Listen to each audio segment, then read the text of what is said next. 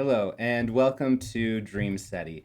This presentation is called the Archimedean Fulcrum. The presentation offers a moment of coherence within the flux of phenomena, noumena, dreams, reality, truth, fiction, information, and disinformation. This presents analysis of the UFO of God book by Chris Bledsoe, based upon my personal analysis of geometry behind the Monroe Institute UAP footage put forward by Rob Freeman. It includes analysis of missing time regressions, and I'll tell you why I used the quotes in the presentation with experiencer Dan Berg, and also the Pheonix lights footage and other UAP-related documentation. I will conclude with new research directions, including a peer-reviewed publication goal, the theories and research methods I'll use, as well as talk about the D-SETI Research Institute. D-SETI stands for the Dream Search or Study of Extraterrestrial Intelligence, maybe the search or study depending on your perspectives. So what we'll do is go through an outline right now, and that includes a disclaimer. We'll talk about the UAP, we'll put forward a hypothesis, then I'll deep dive into the UFO of God, particularly looking at two phrases from two different intelligence and military community related individuals, Jim Semivan and the phrase calling cards, and Colonel John Alexander and the phrase Rosetta Stone. I'll then talk about Dream SETI and then conclude with some reflections. So just to let you know that this presentation comes from dreams and dream practice, and therefore the ethics and epistemology as put forward by the International Association of the Study of Dreams is the most appropriate ethics and epistemology. That includes respect of the experiencer or dreamer as the final authority regarding the significance of the dream. And as you'll see, I'll put forward the notion that many of our contact experiences are dreamlike and yet real. This whole presentation is documentation of inquiry, and it should be understood as a draft. It is also triggering and taboo, primarily because we're talking about dreams, we're talking about worldviews. The worldviews I'm talking about are outside of our Western biases regarding reality and dreams. And so it may feel weird or strange, and you might actually have some content related to the more nightmarish aspects of the phenomena. And therefore, I would invite you, if you are concerned about that, to take a pause and look inside to see if now is the appropriate time to approach this material. It is not difficult material, nor is it particularly challenging. I'm just offering this as a warning or disclaimer, primarily because this is part of the ethics of dream work. The presentation style is draft, so please use your discernment and check your sources. I have included references to the sources. Pause the video and look for the reference. It is generally there. And if you need to, you can email me and I will provide the reference to the material that I'm quoting or analyzing. It is a long presentation. I have about 60 slides, and therefore I would invite you to use multiple sessions or to use video speed controller to go faster or slower depending on as you want. The conclusions are your own, actually. I'm trying to leave space for as much speculation and imagination as possible. This is a documentation of my own inquiry, even though I have named Dan Berg, Rob Freeman, Semivan, Alexander so far in the presentation, which is relatively rare for me to do. I have to say I'm not speaking for them. I don't necessarily know if I share their opinions, but I am simply speaking for myself on publicly available material upon doing analysis that anyone could do. This is arising out of a dialectical inquiry. So this is a dialectical inquiry. Even looking into UAPs is dialectical. The phenomena presents itself, we do some analysis. There's maybe some back and forth. I've had this a number of times with the nature of this Monroe Institute unidentified aerial phenomena. Respect is assumed and given. Even if I say, hey, this sort of looks like a geosynchronous satellite, I'm not saying that the people who analyzed it are false. I'm not saying they did bad work. I'm not saying any of that. I'm simply saying that the pulsation of light looks like a geosynchronous satellite. We'll talk about that, but I want to say I'm not debunking. Debunking, I find, is not respectful. Dialectic is. It is a dialogue. It is the way that we as Westerners have dealt with or engaged with the phenomena since the time of Socrates. It's really important to know that in this subject matter, non-dual co-participation is required. From this moment on, you are not a passive observer, nor are you an objective observer. You are a participatory, subjective, transpersonal, spiritual observer that is connected with the very fabric of this reality at a local and non-local level. Right? So you will participate in this journey from this moment on if you choose to continue. Otherwise, watch any of the other more exciting videos you can on YouTube about this phenomena. Dreams and myth are authoritative as film or video. They're just different domains. So this is really important to know. If an experiencer said they had an experience, let's take that as a fact.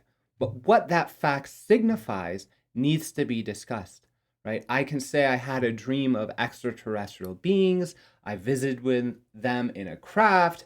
Does that actually mean that in the waking phase, nuts and bolts craft came, surrounded me and picked me up and talked to me? No, it doesn't. It means I had a dream about it, but that dreams themselves, as nocturnal fantasies even of the brain, are authoritative. And we need to talk about how they're authoritative, but I'm just saying that they are authoritative. And therefore, when we talk about them on only one dimension of meaning, objective, did this historically happen or not, we are doing violence to the very nature of dreams and myth. And that's the thing I want to prevent here. This is a highly strange Socratic dialogue, right? That's dialectic. It's highly strange. I've been engaging with this like a Socratic dialogue because I'm educated in this Socratic method. I went to St. John's College. We studied philosophy and did a lot of discussion. So I use public materials, and I'm doing that under the fair use understanding. I will quote from some books. I will offer some videos. I will reference to the original source, and I'm not providing the original source. It's very much a fraction of a percent, let's say, of the original source. So all of my analysis actually is and will be published as open source and open data. I have that commitment, and I've proven that by open sourcing the Etiolomy software that was used to produce a visualization, as well as the paradoxical compass, which is the analysis method I use to do ruler and compass geometry on UAP data. All right, so the methods I'm using from this point on, you should know, are integral noetic science. I'm a PhD student in that field. Dream studies and shamanism. I've studied that for years and I practice with my own dreams. Transpersonal psychology, which is really the where this can intersect with mainstream Western psychological inquiry. It's through transpersonal psychology. Finally, I need to say that I am practicing this primarily as a mantic art. So this is geometry as a mantic art. These arts are like divination. It is like looking in the movements of birds or dice or whatever to perform readings of fortune and mediations of fortune. And this has been traditionally termed the mantic arts. So I'm performing the mantic arts here for you. This is a demonstration of that. All right. So let's get into what the actual thing I'm talking about is. And this is the Monroe Institute. This is filmed at the first annual UAP Consciousness Connection. This is put together by David Broadwell. Chris Bledsoe was there. Dan Berg was there. Rob Freeman was there. Several notable academics, several notable experiencers. And I'll just play this for us. So let me somewhere in here, you'll see a little flashing. I see it right there in the middle of the screen. That's what we're talking about. This is the UAP. So what I ended up doing, I thought, this is so interesting, right? What is this? What is this? I'll get into why I got there, but this is analyzed by Dave Polinick from MUFON Canada, and their conclusions about this experience are skywatching could have been done anywhere in the northern hemisphere.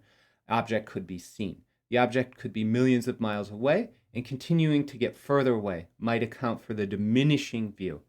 It is not space junk or a satellite. It is not a geostationary satellite. So that's an important point, not a geostationary satellite. Visible by naked eye, full spectrum camera, IR camera, and night vision. That's where Rob Freeman's rather large package of camera equipment is showing up. And it's seen by multiple witnesses at the conference, and it substantiates the event. It is unknown. It is an unknown aerial phenomenon. And you can get to that MUFON case, 122866, which is a beautiful number, I think, through the link below, or the YouTube videos with Rob. So I go ahead, I'm thinking there's got to be geometry in UAPs. Actually, I'm thinking that about Dan Berg's case, my friend who I worked with Missing Time regarding an Atacama case, in a case in the Atacama Desert. It's very, very similar. We'll talk about that. I say, I want to get to that. It's not publicly available. I have to show proof of concept and then asked Rob for the footage. And so I worked with a publicly available footage from the YouTube channel you saw to produce this. This here is a demonstration of constructive geometry, Euclidean constructive geometry within the pulsation patterns of that light. And you'll see that by, I'll just click this so it keeps going. So that's a compass. That's the ruler and compass key to the geometry. And it's repeated over and over again in this pattern. Keep this in your mind. This is very, very important. And so you see up at the top, there's a black dot. That's the pulsation of light I took from the video. And then underneath that are the circles. And those circles reveal the hidden geometric proportions in the interval pattern. Every circle represents precision of that geometric relation to one or so frames of precision. So you might even hear them speaking. They're talking. It's Rob, Dan, and Chris is somewhere in there. You can check that video out. I have a lot of information about that. And the software is at Ptolemy, named after the mathematician Ptolemy. All right, so let me keep going. So that's what I found out. I just think the geometry is beautiful. And recently I came across this. It's the notion that the theory of the numbers and physical constants may actually arise out of the wave expression of numbers. And Robert Edward Grant and his collaborator, Dr. Ganem, put forward this wave theory of numbers, right? And so basically he's saying that you can use a number line exactly like what you saw, actually, which is this image, right, is very, very similar to this. And it shows how numbers may actually be related to this. So not only is the geometry present and demonstrable, which I say actually is sufficient to prove or demonstrate SETI hypotheses. I say this is intentional and intelligent, evidence of intentional intelligence. And it may actually resolve to a geosynchronous satellite or something else, but it's definitely intentional. It's definitely intelligent because we're seeing this geometry. This goes a step further.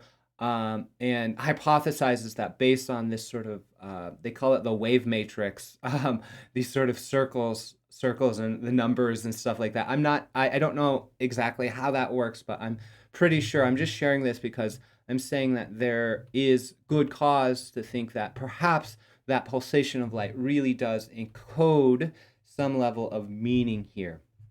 So, you're kind of where I'm at with that. Last week or 2 weeks ago, and then I had a dream. I said, Dan, I had a dream. I was in an airport and I was running late, and all of my things were lost. But I got to the point of despair, and the gate agent said, Daniel Rection, come to the gate. We're holding the gate for you. And I look up and I'm right there, and they wait for me to find my passport, and I get on the plane just fine. Um, this is the opposite of a dream of Dan Berg. And Dan Berg is lost in an airport forever in a lot of dreams. And so I call him up and I say, I had this dream. I think it means something. And then in that conversation, we got to talk about this book. And he said, do you know the Monroe Institute is in the last chapter of this book? And I go, oh my God, that might actually present the resolution. They might know something, right? Like they might have. So I get the book. I read the previews of it before, and I said, you know what? I don't want to read this because this feels ghost written. I don't know what to believe about the CIA.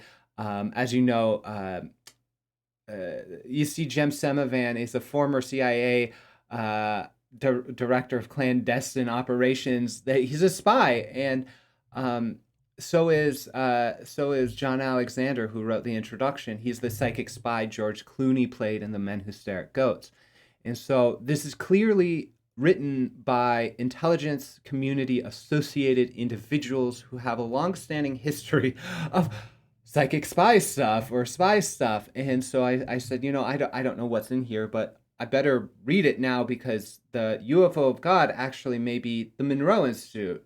The UFO of God may actually culminate with this one geometric moment that has been marking my dreams for months and months, and may actually be very a significant resolution to this dream paradox that Dan was talking about. So I read this, and I want to just give some more context because I think it's important. So you know who Jim Semivan and John Alexander, who put forward this book, is, as well as Chris Bledsoe. This comes from Grant Cameron's Managing Magic book, the government's UFO disclosure plan. I look to Grant Cameron primarily because of the intersection of Rob Freeman's work and Grant Cameron, as well as he is aware of Jimmy Blanchett's work. So I think, I mean, I didn't read the full book, let me say. I'm just getting information. This may or may not be. I have to check that source. He has social cred in my book, but I haven't gone through in terms of his sources. And I'm just saying that because this is out there. Other things are out there. We have to start navigating this realm of illusion and truth. And I'm putting this forward because the geometry is a stable place in that fluxing. So this is quoting Managing Magic from Grant Cameron. The final story of interest with the big man, that's Jim Semivan, is that he provided consultation with Colonel John Alexander about the reality of the UFO situation. Alexander talked to top officials in all the alphabet agencies and wrote in his book, UFOs, Myths, Conspiracies, and Realities, that he has spoken to the head or to the deputy of all the lettered agencies and could find no one working on the UFO problem. Therefore, when Semivan told him that it was real and people were working on the problem, Alexander asked, who's in charge? Semivan replied with 2 words, they are. I heard that Alexander received the green light to talk. We will see what he says. In Feb 2017 lecture at UFO Congress, he stated that UFOs are real. That's an interesting line. UFOs are real. We'll dissect that a little bit in the future. And they aren't a risk as they have not attacked us. The researchers and producers he would have managed through a quid pro quo include Tom DeLonge and Chris Bledsoe. Tom DeLonge is associated with To the Stars Academy. It seems to be a public benefit media corporation right now, putting forward stories related to UFOs, ET contact, that sort of thing. Chris Bledsoe is the experiencer that the UFO of God book is about, and he was at the Monroe Institute. All right, so I want to give the context now from the UFO of God book. This is the text that I read through that the dream with me in the airport that I talked to Dan Berg about. It pointed to this text, and so right now, Chris, through the writing of this book with Hayes Cooper, is putting forward a description of what happened at the Monroe Institute, which was the conference, which was an event put forward by David Broadwell, who is a federal employee, a federal government employee, who is working, I believe, through collaborations with Colonel John Alexander to put forward this event. That's the best I can understand. So it says, UFO of God. The Bledsoe family claims he's their manager. Each night after dinner, everyone would return to their rooms for sound exercise. That's the binaural beat stuff coming from Monroe. And then we'd reconvene for nightly sky watching. Everyone had been hopeful during these sky watches, but very little was appearing, which is an interesting thing in and of itself, comparing the frequency of low-flying orbs that Chris Bledsoe's Instagram puts forward, right? Interesting in itself. Everyone had been hopeful, but very little was appearing. I wanted the phenomenon to show up, but felt that everything was being hampered by all the science and an endless sort of skepticism. Two individuals in particular seemed eager to discredit any glimmer of the phenomena. I prayed about it off and on all day, trying to figure out the best way of handling this situation. The final evening, Emily and I walked down to the crystal again. I believe that's the giant rose crystal, which I've hugged and put my heart next to in the past. And so I just wanted to, so it's like funny that there are these connections, and stayed there a few minutes before returning to the large group. As we did, a calm came over me, and I said to the two skeptics, look, just please open your mind and don't automatically try to debunk everything you see. I told them, let the energy flow without judgment, and they may be surprised at what happens. It was getting late, and finally one of the skeptics came up to me and apologized. I'm sorry, Chris, he said. You have opened my eyes to something I couldn't see. I stood up, feeling the greatest joy because my prayer was being answered. I reached out and hugged him and said I was sorry too. And just then, at the very moment, someone shouted, look! We all looked up to see a flashing orb. It was perfectly timed to the two of us apologizing to each other. Rob, a world explorer on the hunt to film the phenomena, had a $200,000 camera array set up 25 feet away. He filmed the orb for an hour, sporadically pulsing, and while the star field moved out of the frame, the orb never budged. It was our last night together and a beautiful way to end a transformative week. So that's the story, and that's the story. So there's paradoxes here for me. So I would invite a moment of mindfulness to practice mindfulness and inquiry from an integral perspective to resolve all of these paradoxes, identified and unidentified. Phenomena, which is a word we know, and noumena, which is the opposite of that word. So phenomena is appearance. Noumena is the reality behind that. Real and unreal, belief and skepticism, truth and imagination, right? Reality, rationality, irrationality, dream and waking, self and others. So all of these are varieties of non-duality, and I'm in a varieties of non-duality course with Dr. Sean Esborn Hargens, and I appreciate that framework to do this inquiry in. So this is what we're working with here. The duality in particular I'm exploring here relates to information and disinformation, fiction and nonfiction, belief and skepticism. They all intersect in this moment in a very beautiful way, right? There's demonstrable geometry. It's definitely a UFO.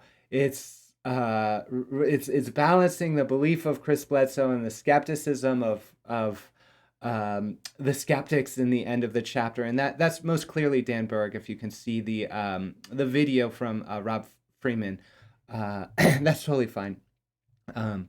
We've talked a lot about it. So my own paradox involves that man, Dan Berg. He's a good friend, and the paradox comes up because of missing time, actually.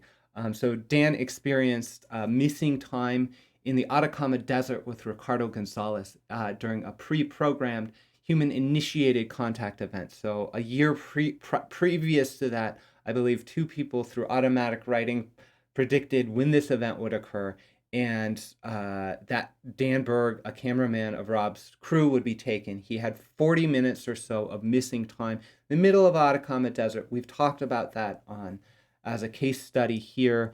I did about 9 sessions. We got to a regression of that experience. Regression, right?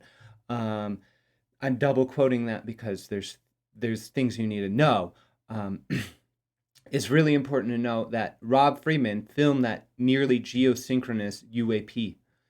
It is highly similar to the Monroe Institute UAP. It is highly dissimilar to Bledsoe's low-flying orbs. This is a paradox to me because if Bledsoe's prayers came true, right, wouldn't it be a low-flying orb that's more consistent with his experience? Why would it be high-flying, nearly geosynchronous UAP that is highly consistent with the Atacama footage? That's a question in my mind that needs to be resolved, right? Anyways, another paradox here is that regression hypnosis, right, to the missing time event, when it involves entities like the other side who appear to be time-traveling psychics, right? That's what Ricardo says. That's what Paula Harris says around it. Time-traveling psychics. This is not regression. This is something else, right? So what is that? That is a paradox that I've been wrestling with. Dan Berg has refused to integrate the regression content as historic memory. He refuses to say or even consider the possibility that the interactions that we talked about in that missing time experience are historic fact. And I think that's beautiful. I love it. It's inspired 2 books of mine. One is called The Book of Galactic Light, which is a 400-page inquiry into the historic life and practices of Dr. John Dee, who is the original source of the paradoxical compass I've mentioned before. He's also produced a book draft called Missing Time Found that puts forward these notions. You can get to that through a lot of video presentation. And actually, I thought I finished it, and then I concluded that night I had a dream that involved a mark on my body after I finished this draft that inspired all this geometry. So there's a paradox of finishing books and the other side laughing at us with geometry. That's I get to play that part with UFO of God book, actually, because they played that part with me with Missing Time Found. I'm not done with Missing Time Found. So my dreams pointed to the resolution of the paradox. Like I said, I had the opposite plane dream with Dan. I call him up. He says, check out the UFO of God. I check it out. How am I to make sense of this? Primarily because the whole Bledsoe story is wrapped around CIA-associated disinformation and psychic spies and stuff. So my inquiry here is, I think, is new ground in terms of that, and presents to me a stable place where I can start analyzing, whoa, disinformation or information. How does it compare with this one event? Because I know anything that comes from this event, I have a sort of window into it through the analysis of geometry, through the dreams, through my engagement with Dan Berg, etc. All right. So, like I said, the Monroe Institute serves as a precedent. What's it a precedent for? It is a precedent for, or a proof of concept that the pulsations of light in UAPs may be geometrically analyzed using ruler and compass methods. This is associated with SETI hypothesis, that math is a universal language, and that it might have messaging between us. This is it. So I said, I have to find UAPs that pulsate with geometry that's similar to the body marks that I'm experiencing and seeing that are associated with ET dreams. If I can do that, that's a whole lot coming together. And I knew Dan had the Atacama experience, so I wanted to get to it. I realized Rob Freeman's a busy man. Why would he send me footage without having a proof of concept? Monroe Institute is that proof of concept. I open sourced it as Etiolomy, and then Rob shared the footage. So I'm presenting the two analysis now. The top one right there is the Atacama Desert, right? So you'll see this regular pulsation, and in between those, almost every other one, there's like a little bit. Very, very similar to the pulse pattern of the Monroe Institute UAP down here, where there's the large one, two smaller ones, a medium one, two smaller ones, large one, two smaller ones. It's sort of similar to that. You can say, hey, they're riffing. They have the same sort of, period, same sort of really mechanical cadence, right? It's very, very, that's where the demonstration of geometry comes from. I drew circles around the intersections between the big ones, the big ones to mediums, and that's what produced the wave matrix geometry, that sort of geometric key that I'm talking about. All right, so we are going to now go into some debunking. I'm not a debunker. I don't like that. But we're going into metabunk because they looked into this, and what they ended up saying is that they didn't come to conclusions, but it looked like the Monroe Institute flasher was hanging out near geosynchronous satellites, and I'll talk a little bit about that. It's out of orbit. It's moving in a funny way. It's not characteristic. The director of MUFON, Rob Freeman, they're all smart guys who know their stuff. They say it's not really that. I don't actually know enough to say yes or no, but I wanted to look to see where do we stand, because this is perhaps the UFO of God or something like that. I haven't read all of that book, but it concludes that book. So it's significant here, and it might be a dead geosynchronous satellite according to these people. So I needed to get into something more, right? So we see now, what is a geosynchronous satellite? Well, as the Earth moves, it moves. So it's rotating, and then the orbit rate is lined up. So when you look in the sky, the stars would move, the geosync satellite wouldn't, and that's so they can beam information and not have to move the satellites or something like that. You can see that it only happens they don't have any lights on themselves. They're not powered, and they reflect light. And the pulsation pattern happens because some of these things are tumbling, and a big solar panel might catch the light, reflect it back, catch the light, reflect it back as it tumbles. And so you can see a direct TV one rotation, and this comes from an analysis of it, the bottom graph, and you can start to see the big pulse, little pulse, big pulse, little pulse. This is very similar to the Atacama, right?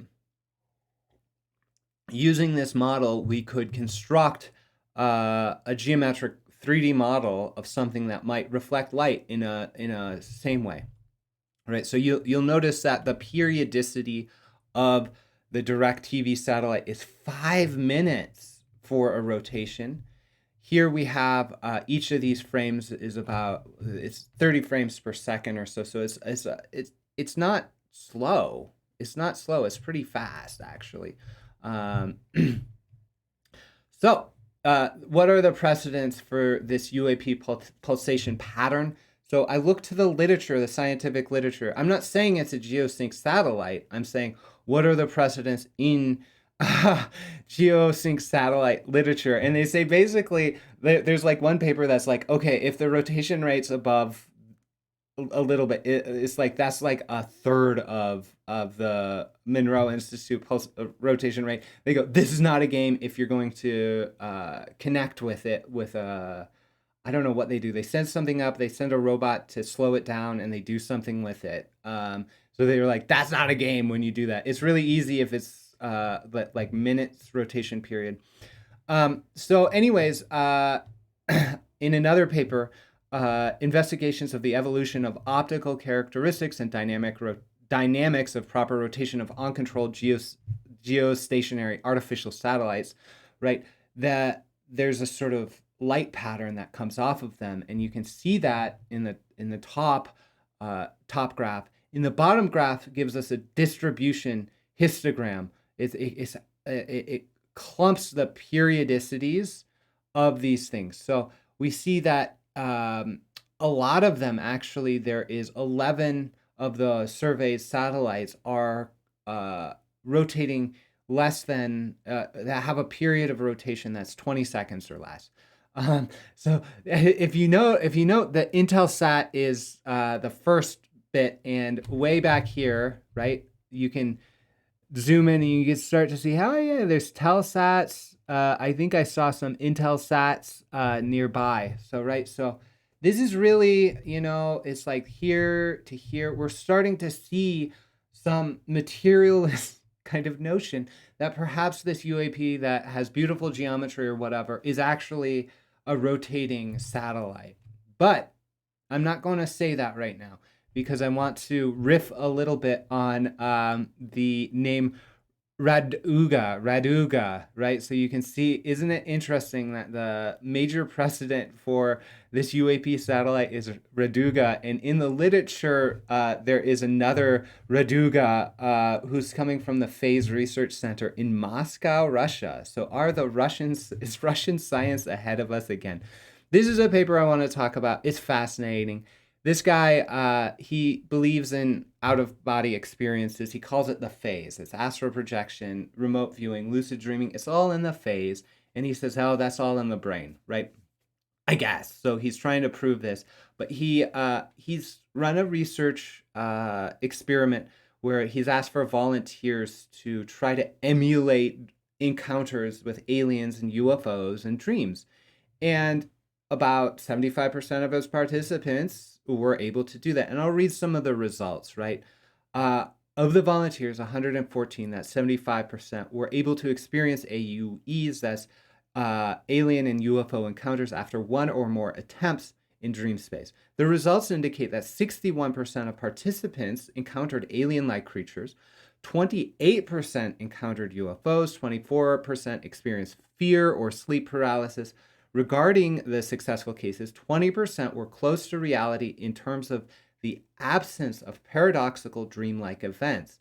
AUEs can be emulated willfully and can be perceived as being very close to reality. And then I'll go, hold the phone. What are you defining as reality here? For someone who talks about phases, I would invite to use the distinction of monophasic and polyphasic. Monophasic means honoring of only one phase. Polyphasic means honoring of multiple phases. So we have multiple phases of consciousness. All of them are real because you're experiencing them. Some of them require interpretation to make historic claims about. That's all that's saying here when we're saying it's not real, right? And I'll get into that more. But I do want to just meditate on this for a bit, because there has been a back and forth, a dialectic between the American and Russian scientific parapsychology experiences. And it seems they're a couple years ahead of this side of things. So I would invite us to move forward a little bit with the specific understanding that we are exploring reality, just the specific phase of that reality. All right, so what's that phase? How does it relate to waking phase reality? Well, dream telepathy, and that sounds somewhat ridiculous, but it's been studied for half a century. Stanley Krippner ran some of the Maimonides Dream Lab studies on telepathy. 62%, right, of the trials in a meta-analysis were hits, meaning they're statistically significant. It indicates that non-local knowledge through dreams happened. In related studies, they show that it's related to, there's an impact of geomagneticism. So it's like physically based and mentally based. And so that's really, I mean, the telepathy needs training and education, and we can't take it. We can't go, oh, all dreams are telepathic, but actually, this does show something real is happening. And if any of those 75% of lucid dream attempts at AUEs or abductions or what, or alien dreams, if any one of those like have telepathic significance, then we're actually talking with a phenomena.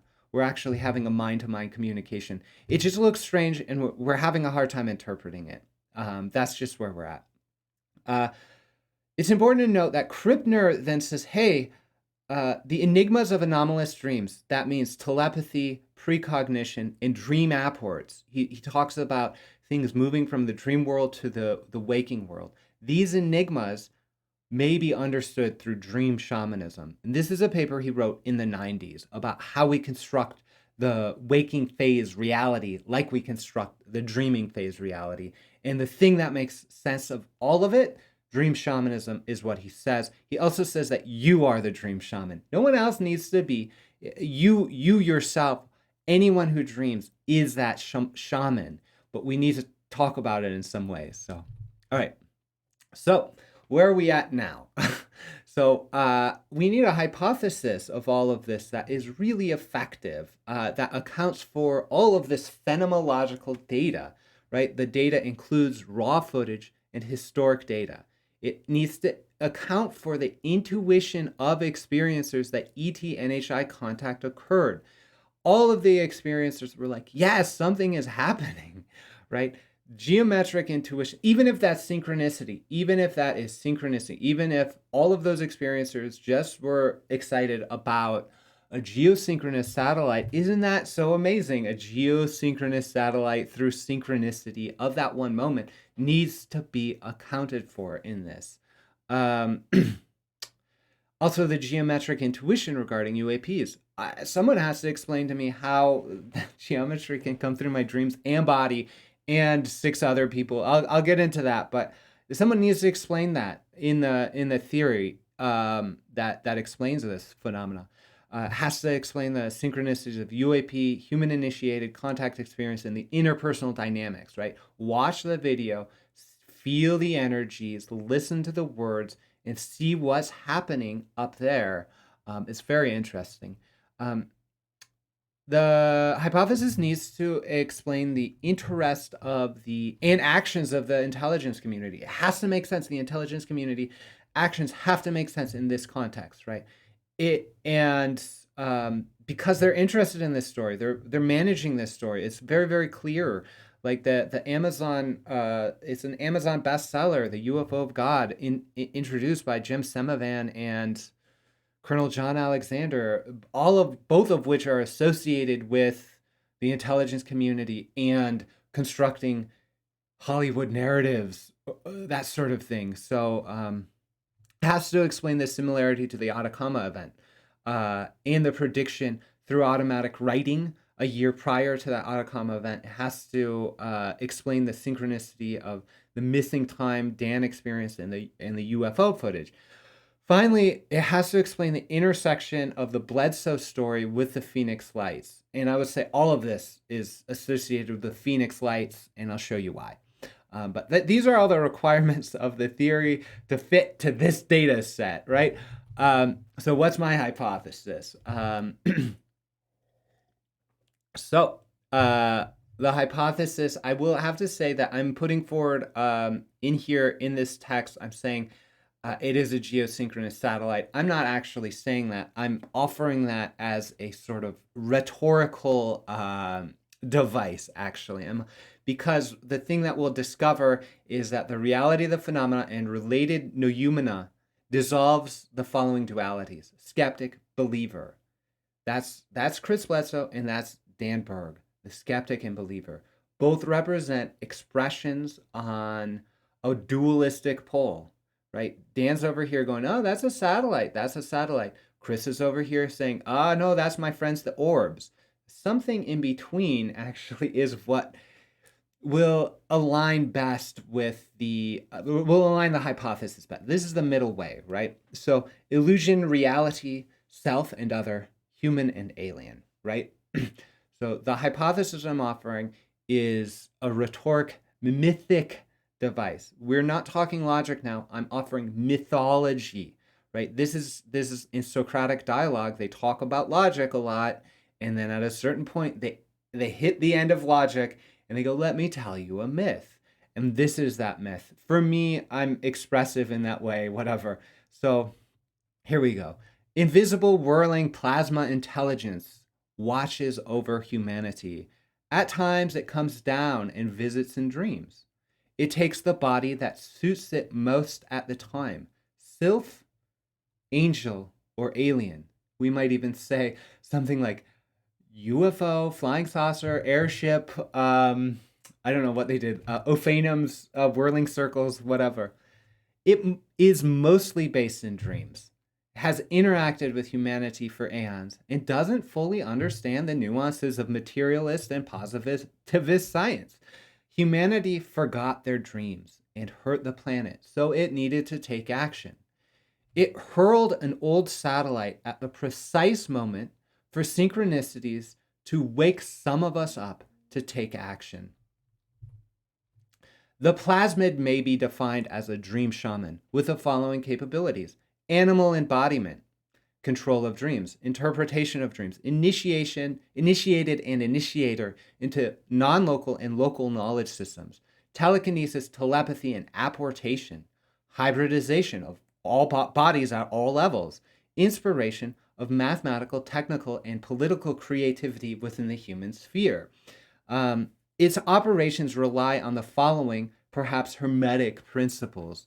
It works for the benefit of community, calculated at soul, dream, or spirit levels. This is why we can have nightmarish experiences, right? Just like we have nightmarish experiences every night, or could, but we're working towards wholeness and healing ourselves. So too the world is. And it's calculated at vast scales over lifetimes, both individually and collectively. Their calculations are wild, let's say. It works according to the principle of non-harm, respecting of free will. Works according to the principle of a fractal efficiency. Fractal efficiency. It is eternal, empty, temporary, full perspectives. It holds those. It is consciousness primary, and illusion and reality are similar, right? So this is the principle of correspondence. It doesn't actually care if the UFO we saw was a geosync satellite or a legit flying saucer. It is so different from both of those, or that difference, it does not matter. That distinction matters to us from certain perspectives. It doesn't matter to this one. It can have a communication that is waking phase through aliens or just dreams, and it doesn't care. Its communication gets through. So the hypothesis, the most important elements here are people and dreams. You are the UAP intelligences. I mean this literally, figuratively, relatively, and absolutely. Next, the dark and covert councils, the intelligence community, the cabal, whatever. These disinformation agents, the controllers of disclosure, they manage humanity and not the phenomena, although the phenomena is affected by humanity. It's important to now understand the other and alien is you, right? This is non-dual, this is mystical, but we actually have to understand this now, that the dark and covert councils are part of humanity, and that we are humanity, and that just like those like weird grays are telepathically connected to a hive mind, so too are we. And that is natural, right? Dolphins, whales, crows, and humans, dogs, they're all telepathic. We forgot how to experience that. And it's not like what you think. It's not like the words in the head. It's something else. There's some level of something happening. We can talk more about that in a later presentation. The dark and covert councils, the intelligence communities, whatever, they're managing and protecting their assets to accomplish their specific goals, which may be the management of politic bodies, right? So the disclosure that we're yearning for, that they're keeping at bay, whatever, that disclosure will not happen out in the world because it needs to happen with you. You are the world, right? So in this way, we go to the stars, but actually we're going to the south, which is very like paradox. All right. So, next in the list of mystical hypotheses that might explain this phenomenological set of data, the geometries of the mandala bridges the outer and inner worlds. Using the geometry associated with the phenomena as an object of meditation will bridge your consciousness into the noumena. So we're going from the realm of, oh, we can't say anything about the phenomena, to we are the noumena that stands behind this phenomena. And the meditation on the mandalas associated with the geometry will bring your consciousness to that point. This is the hypothesis, right? Prove it out to me. Try it out.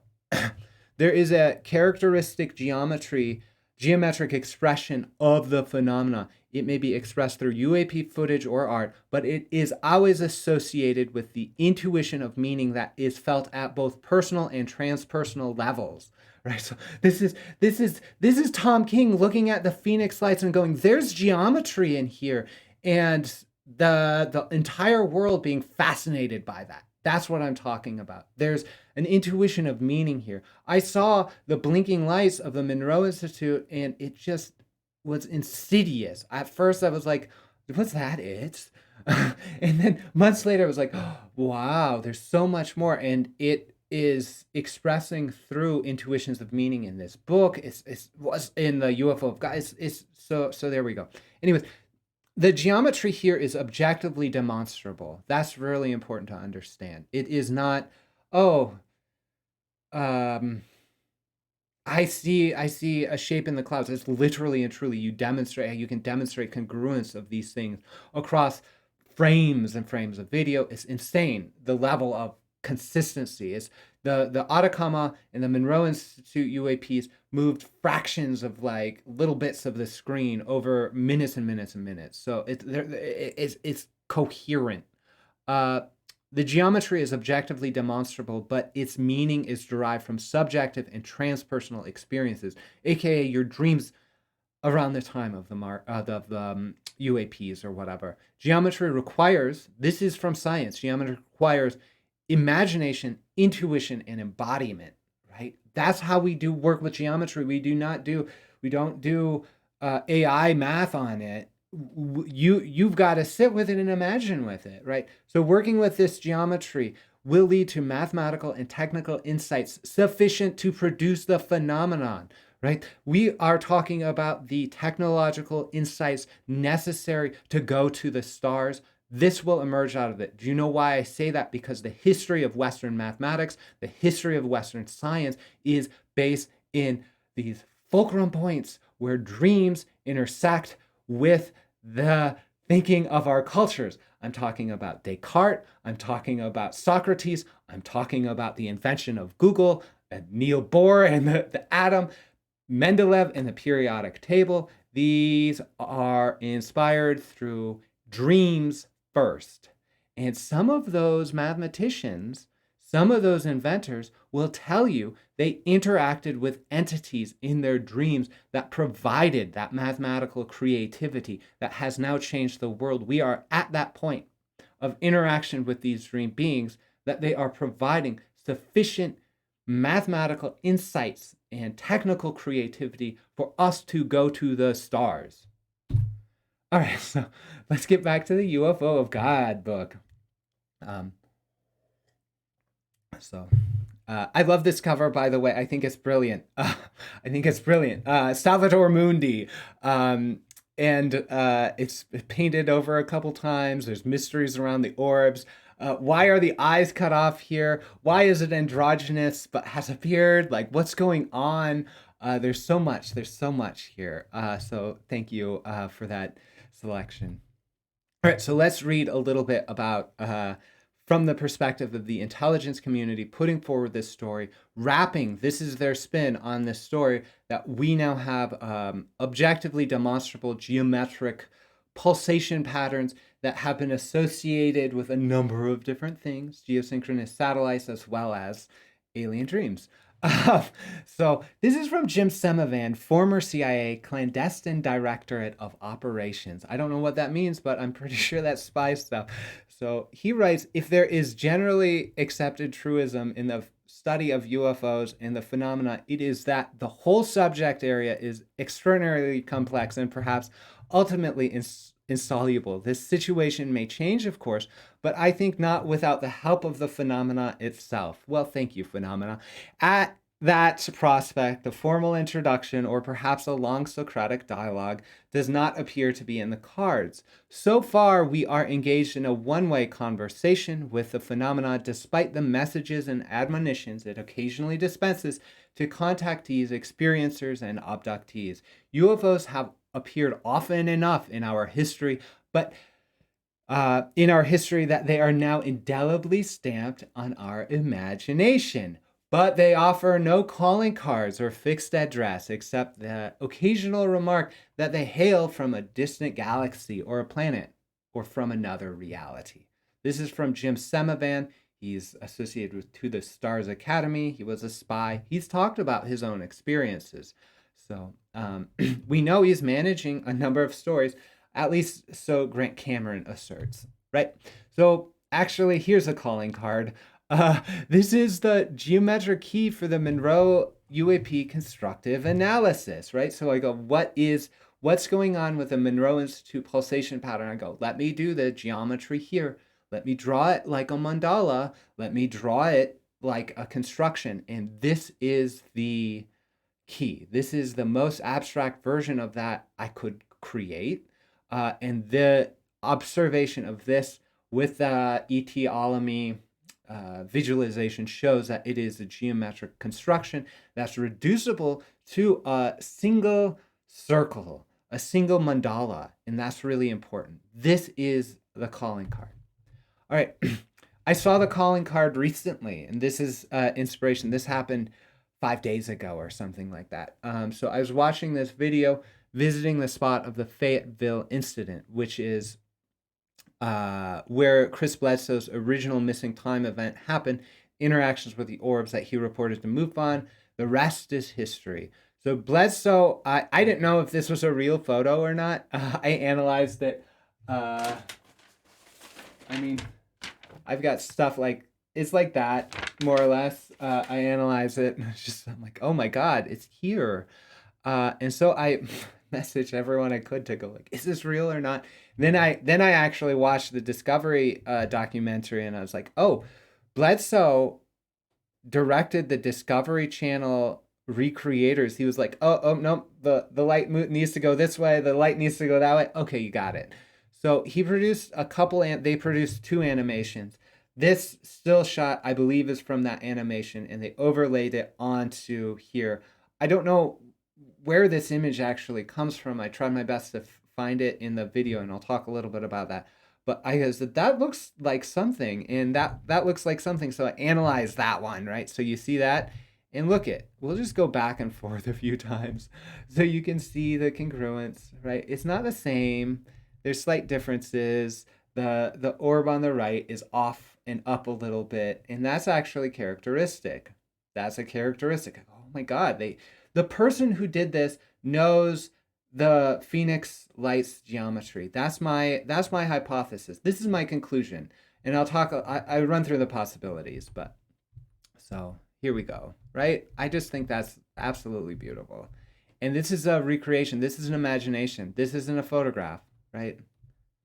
How amazing, right? From the Monroe Institute. This is the geometric key that solved that made me see, oh, okay, all of it actually has this perfect pulsation pattern, right? So how interesting. So that's the calling card. We'll go a little bit further here. So this is coming from Colonel John Alexander, PhD, retired U.S. Army. Kudos to him for writing a lot of papers about non-lethal weapons. Thank you. So, so, I mean, he was George Clooney in The Men Who Stare at Ghosts. And if you know anything about Hollywood, you can't get a movie passed without some level of approval, right, from some dark and covert councils or whatever. So like that has a sense of like, yeah, he's a psychic spy, and also there's like management of story, obviously, around this person as well as what he's doing. But he writes this in his introduction to the UFO of God. The near omnipresence of orbs or balls of light in many, if not most, events is extremely significant. For Chris and many other observers, there appears to be an obvious connection between their conscious thoughts and the sightings and activities of these orbs. Some intuit communications and even what may be described as a spiritual interaction between the human observers and the orbs. So that's what we were seeing. That's what the geometry shows, right, of that event on the Monroe Institute. The impact can be profound in nature. As one who has engaged in experiments employing telepathy with dolphins and whales in their natural habitats, I am postulating that these interactions between humans and orbs may be an embryonic form of advanced interspecies or interdimensional communication. Missing is a Rosetta Stone that provides the key to our human understanding of the information. So, we're going to get to the Rosetta Stone. I just need to walk through this. These are the two animations that are associated with the Fayetteville Institute from UFOs over the Earth. Interestingly, the only streaming version of that I could find was kind of put forward on Odyssey, and it was put forward on May 9th, my birthday, 2 years ago, and I was the only person who has watched that. Like, that's a little weird to me. And so these are the two animations. Seems like Chris was involved in the direction of those animations. The top one looks like the one I was like, oh my God, here it is. And basically what happens in the animation, the orbs show up and then they go into this geometric pattern, or the whole geometric pattern moves. So when I pick up the stable places of the geometric pattern and I start looking into it and applying that, you know that more or less applies to the whole animation. So this is a similar characteristic of the Pheonix lights, actually, is they like show up and they stay. They're not moving down. They're not flares. Flares don't fall like that. So here, that's what's happening in the animation. And so I'm going to make conclusions about the whole animations based on a couple stills, but those stills are congruent with a lot of it. So they're more or less staying put. So I'm making the assumption Chris was like, hey, it should move this way or that way. But that's not actually part of my hypothesis.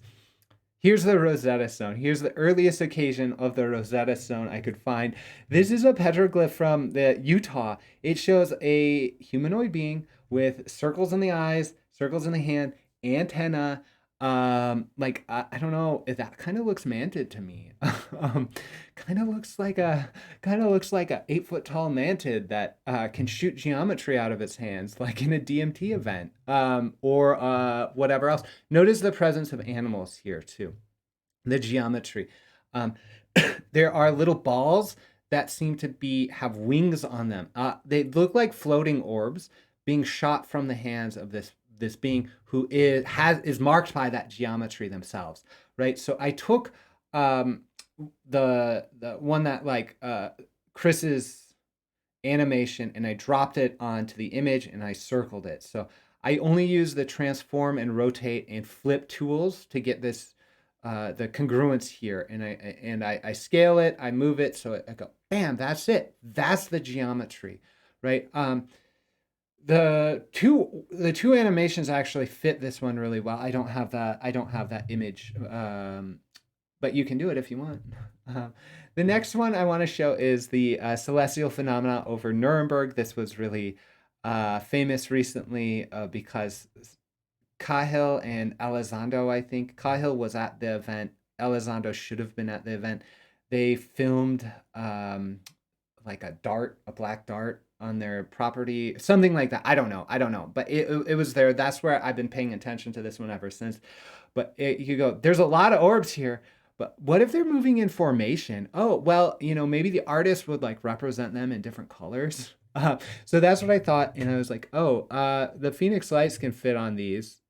And so I have both of the animations dropped more or less on two different configurations. The Pheonix lights fit on these. Well, if I'm showing you an image, these images are congruent with one another, even though they are congruent with animations and not photos. That's really important to know. And let's just actually get to some of the Pheonix lights associated one. This is from Dr.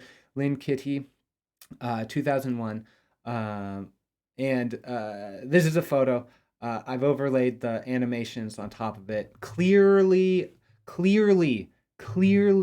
those animations reference the Pheonix lights. And that's either because the animators knew about the Pheonix lights, although they don't claim to know that actually in the documentary, which is interesting in itself. Um, and so either this congruence is present because Chris and Dr. Lynn Kitty saw something similar, given the fact that they both had missing time experiences associated with these orbs, and they're orange orbs, and they move in the same geometry. I'll let you come to those conclusions. So this is from Chuck Reardon's videos, that both animations are overlaid on that geometry. This is from Tom King's. Both are overlaid onto that geometry. This is where Tom King says there's geometry in here. Interestingly, the next day or weeks or so, some people come into the world and say, "Oh, they're flares," and they get the media empires sort of against this experience. But they're obviously, I mean, this video is stabilized. You can see it; it doesn't move. You can take frames from beginning, middle, and end, overlay them on perfect geometries that are very, very expressive. This is the Rosetta Stone, right? This is the Rosetta Stone, and it's written on the hearts and minds and imaginations of our body politic, right? Our citizenry, right? We are the Rosetta Stone. That is it. It's not missing. We are that. All right, so this is one of the most famous dots in a line case. This comes from Extraordinary, the Stan Romanek experience story. Story goes, he he ripped his ACL or whatever, or his knee thing. He was in a brace. He claims to be abducted, right? And then shows up. He missing time or whatever. Can't find his brace. It's outside. It's all busted or melted, and his knee is working, and doctors are shocked about it. So this is what's left there. There's like, is it injection? It looks like injection experiences and things like that. There's another case of miraculous healing associated with dots on the line in a leg, associated with like intuitions of abduction, right? So I'm just sharing this. I know we're talking about body marks now, and I want to put forward the notion, like, I'm not saying body marks are abduction. I actually believe that there is a body marking phenomena associated with dreams, and I'm not saying that by saying this it's all unreal. It's very real, and so this is one of the examples. I've thought about this ever since seeing this video, right? But it's really interesting, and that geometry looks similar to something, huh?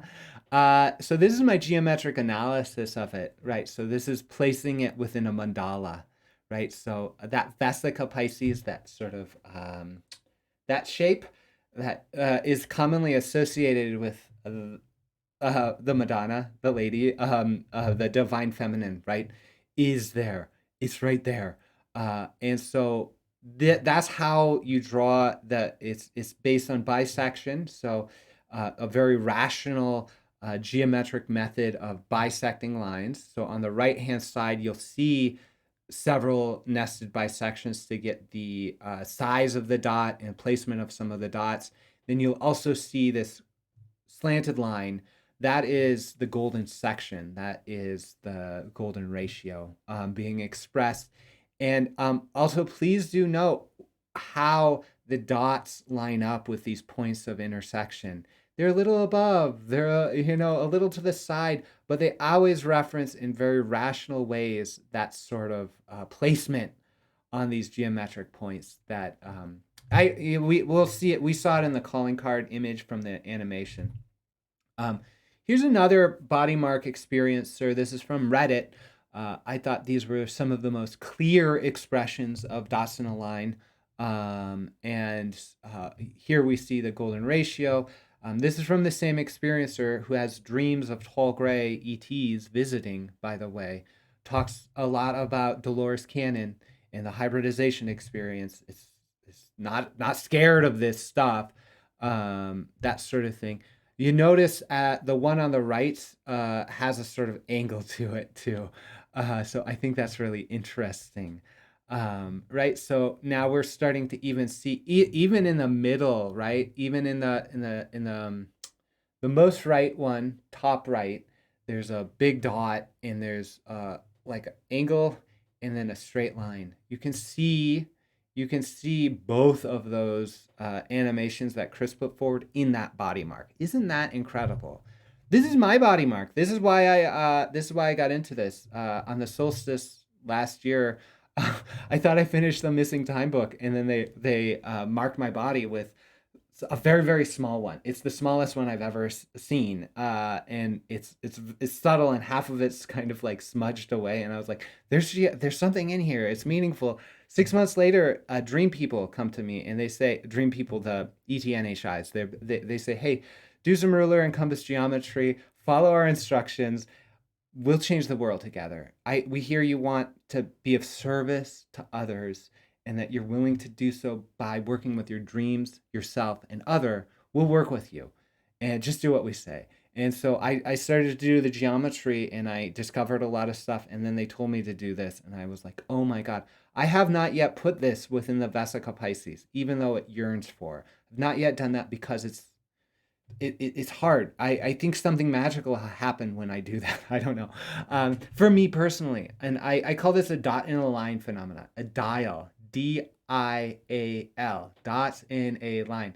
But there's dots in a line and triangles and other sorts of stuff. So I tell that whole story in the universal language. The Monroe Institute is number 6. But I went through this sort of obsessive period of working with who I call the geometry lords. I call them. I would tell my wife, I gotta wake up early and work for the geometry lords. And then, interestingly, for the last month or two, I kept shouting.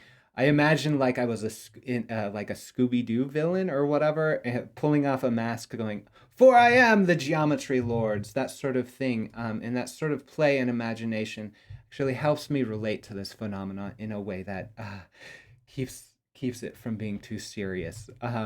So what are the odds, right? What are the odds of this congruence happening? Well, I wish I were smart enough to tell you, but luckily, someone who is very smart, a number of people who are very smart, and I would say Carlotto has put forward some of the best information around this. Carlotto.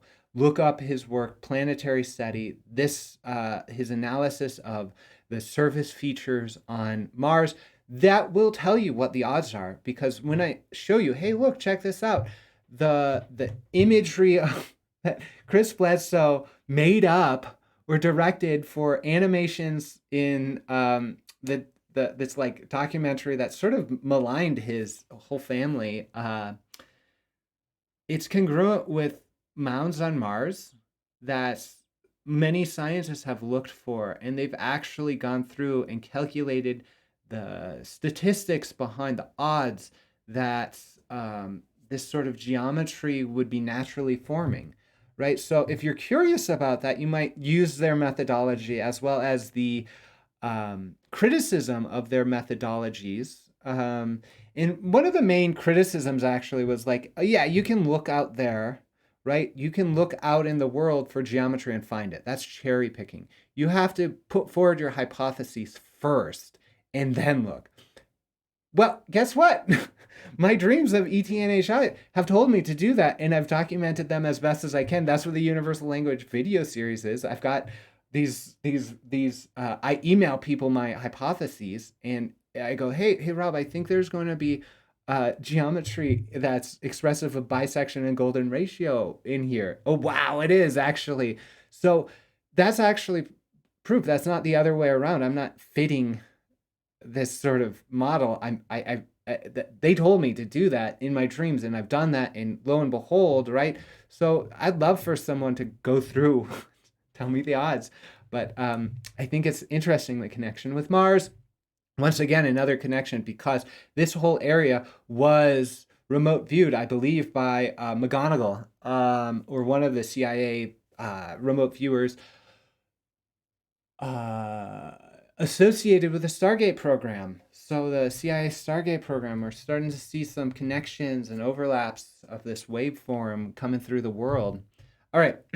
So, by the way, thank you for being with me. I know this is a long presentation. And so let me just say a bit about the Rosetta Stone now. Um, so the Rosetta Stone is missing because our society forgot how to honor dreams as a way of knowledge.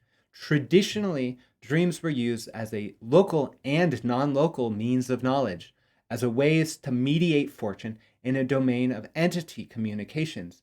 Right? Look to how dreams were used in every other culture that besides like Western industrial culture, and even Western culture, right? Even around the 1500s, right, when the empire started to be established, right? We were doing this with dreams. John Dee was working in it. He established the notion of the British Empire, provided the paradoxical compass, which was a navigation tool to bring the voyages of discovery to the New World. He was interacting with these things in very, very dreamlike ways, right? They knew that back then. A lot of the cultures know that. We just happen to have forgotten. Probably, I think, because we just turned on automatic lights and slept funny. Um, Anyways, each occurrence of this geometry is associated with a transpersonal experience. Every time we see this calling card, there is a transpersonal experience associated with it. It's often missing time. Dr. Lynn Kitty, in the Pheonix Lights, Bledsoe with the Fayetteville incident.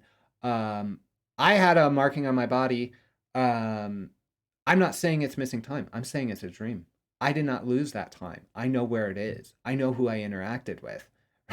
Right? Because I practice dream work. I do mindfulness, and I work with remembering my dreams. And it was easier to do that. And they are telling me what is happening through a variety of different means. That, of course, I'm using my own waking faith discernment and interpretive power on, and inviting you to do the same.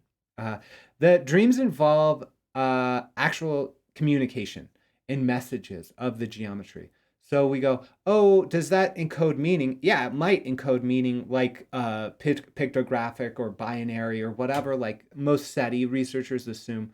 I say the geometry in and of itself is the medium, is the message in some way, shape, or form.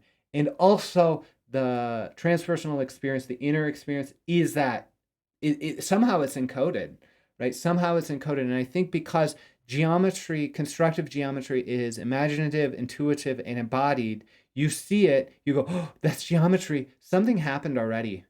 You're now in tune with that geometry, and you use that tuning to have the communication. And so the reason why I'm saying what the Rosetta Stone is because we actually have meaning associated. You can go through and listen to Chris Bledsoe's regression associated with this geometry, and that will tell you some information about it. You can go through, you can ask the experiencers, the dots in a line, what did you experience? Generally, they're like, some weird tall grays, or like, I don't know, some funny dreams. And it's not a lot of communication that makes sense in waking phase, and that's totally fine. It's just meaningful, and we need to start looking into it. So if you want to know the meaning of the phenomena, ask us experiencers in a way that honors the reality of their dreams. We forgot how to honor reality of dreams in our communication. That's where this problem comes from. You need to dream yourself in order to honor their dreams. That's really important. The first thing you need to do, if you're curious, start dreaming first, because then you're building a Rosetta Stone moment so you can actually hear them. You have to hold space for your own dreams to understand how they flow, and then you can go, oh, okay, I'm seeing how you're dreaming and I'm dreaming and how everything's dreaming together when you start with yourself. You are the only dream shaman you need. You are the only bridge to the noumena you need. You are that. All right. So the question I have now, after presenting this calling card and this Rosetta Stone and connections across management of disclosure and intelligence community and what's going on, right? That was one of the questions I had. It's like, what's actually going on with the UFO of God, with the Monroe Institute UAP? It primarily because it appears significantly shaped by intelligence community associated individuals, right? That's my deduction. Semivan wrote the foreword. Alexander wrote the introduction. Grant Cameron says, hey, Semivan manages Bledsoe, and Alexander knows about the reality of the UFO situation. This is managed disclosure. That's what Cameron says. I would actually have to agree. I mean, like Bledsoe calls Broadwell his manager. Broadwell talks to Alexander. There's no secret here. So that's the important thing to understand. There's no secret here. That's that. I mean, there's secrets, but I'll get to that in a second. So Pheonix Lights provides a lot of context. They happened in 1999. I discovered this pattern. It's a very simple pattern. It's very discernible. It discovered it early in 2023. That's a couple months ago. I go, oh my God, the dots in a line pattern is the Pheonix Lights pattern. Yeah, it's different here and there. Maybe it dots this way, maybe it dots up that way. I think that's different words of the same language. I don't think that's phenomenologically different. It's not a different phenomenon. So I discover this pattern. That's like 26 years later, right? 26 years after the Pheonix Lights. I'm like, okay, here's a pattern here. I mean, like, I've looked into it. Nobody else is talking about this pattern. Other people are seeing it. The experiencer, that intuition is alive and well. It's alive and well. That communication landed, and I'm happy to see that 1997 communication landed, and that intuition is still alive and well. So Bledsoe seems like he put it in. It seems like it's in the 2008 story. So the 1997 Pheonix Lights presented a pattern that's obvious and demonstrable. I discovered that in 2023. I don't actually think I'm the first person to discover it. It doesn't feel like a discovery to me, but I am demonstrating. I've demonstrated that geometry. All right, and then it's present in 2008. So how does this all add up? So there is 15 years ago. I don't know. Bledsoe did this. So what's going on, right? So there's several options, right? Intelligence community associated stakeholders kept it secret from 1997, but then revealed that knowledge in that show with Bledsoe, and then cryptically revealed it through the Monroe Institute UAP, right? So they're managing this sort of weird puzzle thing.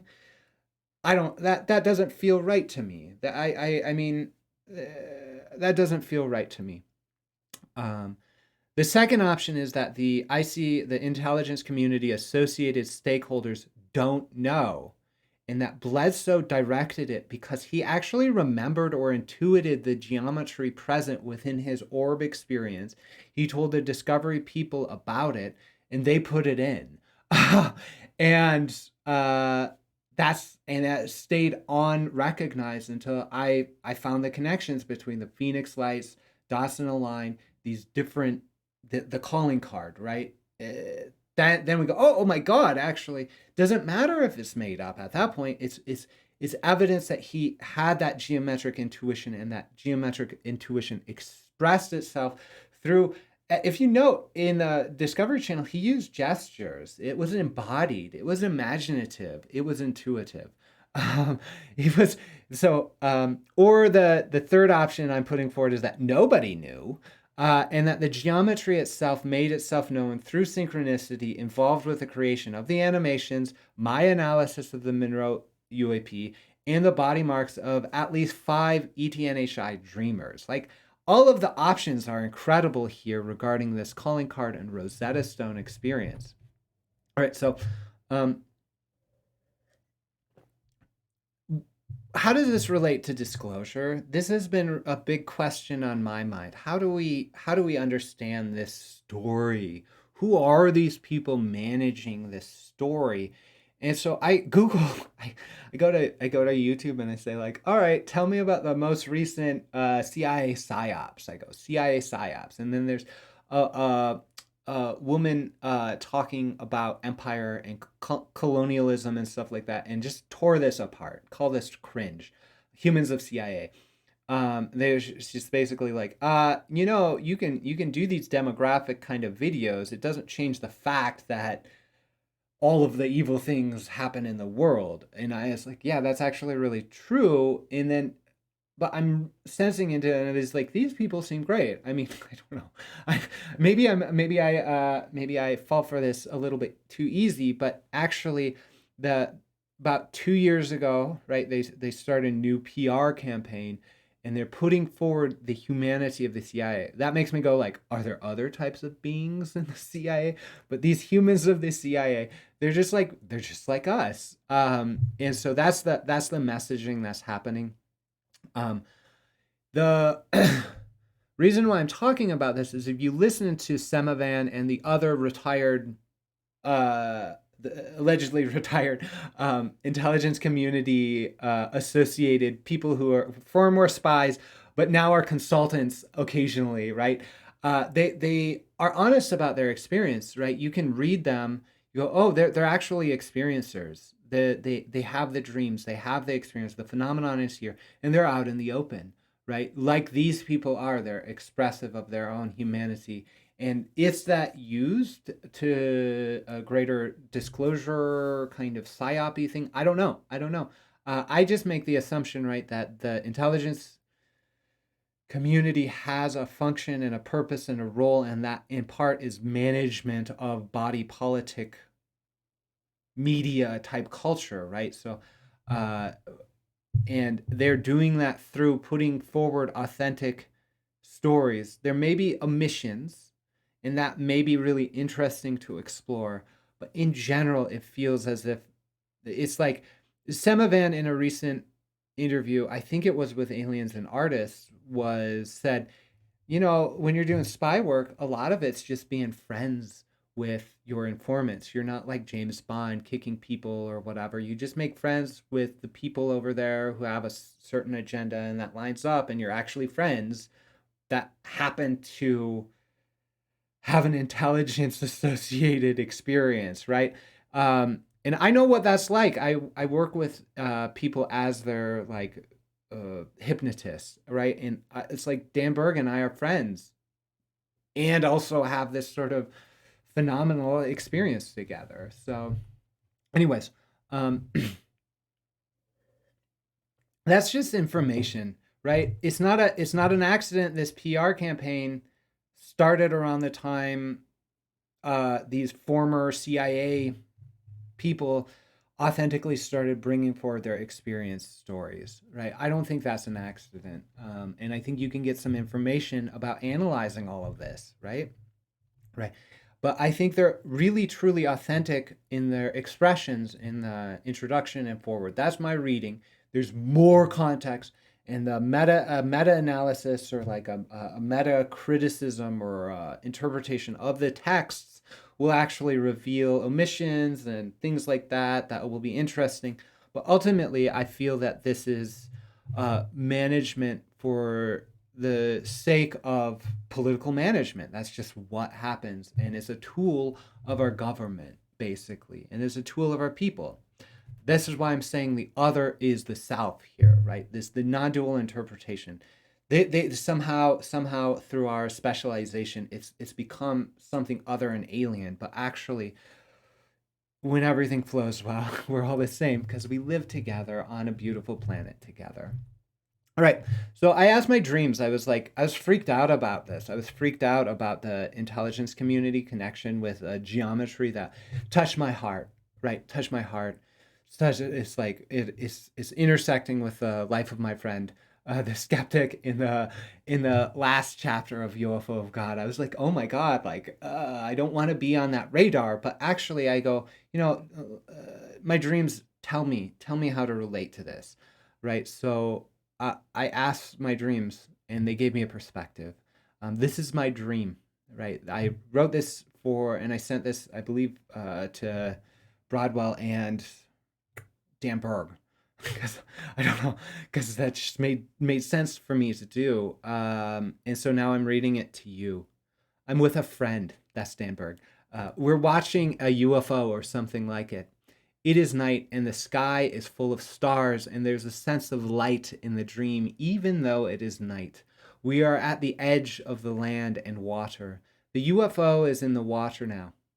It is underneath. We go underneath the water and never think about breathing. It just happens. In the dream, it is like we are at battle with the craft, even though it just sends us two walking to even though it is just us two walking towards the craft. It occasionally sends out torpedoes, which we have to take action to avoid or respond to. However, whenever the torpedoes come near us, they behave in strange ways, and we find ourselves moved closer to the craft, like we try avoiding them, but end up much closer. When we are very close to the craft, it opens, and a little single ET-like being comes out to meet us. It looks like a little humanoid with a huge head, but I don't actually see it in the dream. It is like looking into the sun. It is telepathic to such a degree that I realize that it is the dream maker. We experience communion with it, and it discloses its purpose and methods to us. It exists outside of time, has been here forever, and interacts with humanity to move us forward. The torpedoes it sent were not weapons of war, but were communications that we perceived through our warlike ideas as torpedoes. That's important. It was not at war. The imagery of a war occurred because that was what could effectively move us forward.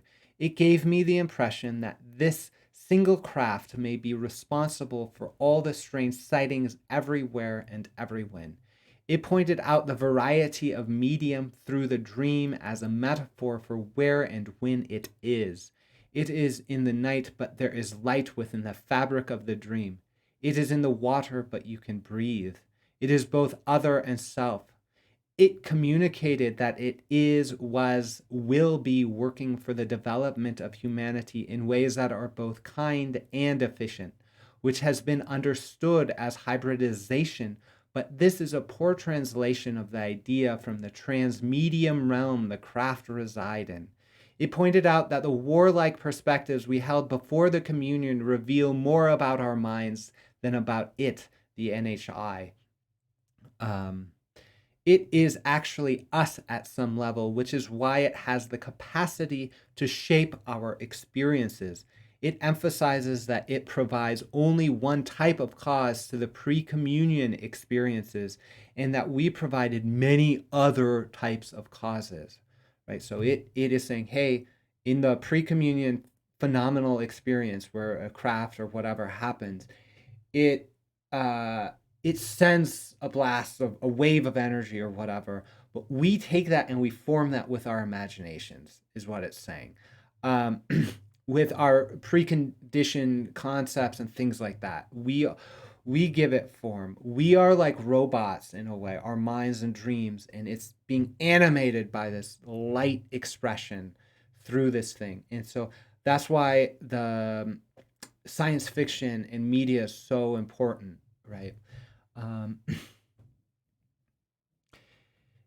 It explained our sense of deception, right? So is the intelligence community, are these aliens, whatever, all those questions.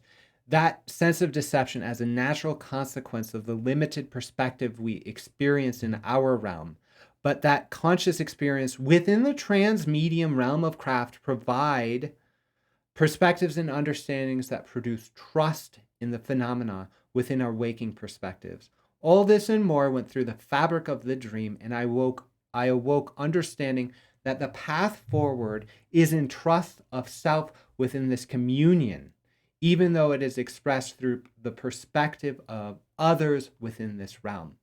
This one dream invites me to trust the many other expressions of the underlying self here, It's expressing through many different humans and human organizations.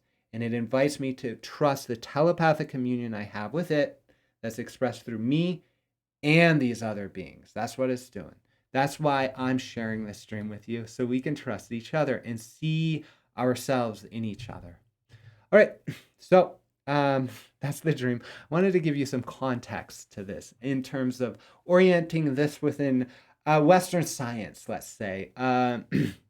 So alien abduction has often been understood through hypnosis. I say, no. Hypnosis is actually a poor way of knowledge right now, because dream shamanism seems to be the precedent for ET contact and hypnosis. So like I said before, dream enigmas point us to shamanism. Krippner says the apports, the telepathy, the precognition, all point us to shamanism. John Mack, in his book Abduction and Passport to Cosmos, really do point us to shamanism. Well, what is dream shamanism? We can look to the paper, What Can We Learn from Dream Shamanism by Laughlin and Rock. They say there's a monophasic and polyphasic bias that we have to understand. The phase refers to phase of consciousness. Monophasic says we only honor the waking phase reality. Polyphasic says we're honoring all of them as real, but we understand certain things about this phase versus that phase. Indigenous cultures are generally polyphasic. 90% of Earth's cultures are polyphasic. It's generally weird, Western, educated, industrial, rich, democratic cultures that are monophasic. The basic understanding is dreams are real and involve real interactions with real entities, but that dreams require interpretation. It's not the dream you had is real in the way of the waking world. Means it's authoritative, it's meaningful, and may inspire inquiry. This is why I say, like, dream telepathy is real, but we're really bad telepaths right now because we don't know how to interpret dreams. Everyone's a shaman. That's another really, really important part, is that the fabric of dream shamanism is a principle that's interwoven within the culture, that everyone's expressive of that, not just individuals, right? Imagination may really be necessary to experience the phenomena. So we're using our dreaming mind to experience the phenomena. So remember the proportions from the Raguda experiment, where a bunch of them experienced, like 60% experienced entity encounters, while 28% or so experienced craft encounters, right? So this is showing us that our dreams, right, involve more of the entities, less of the craft or whatever.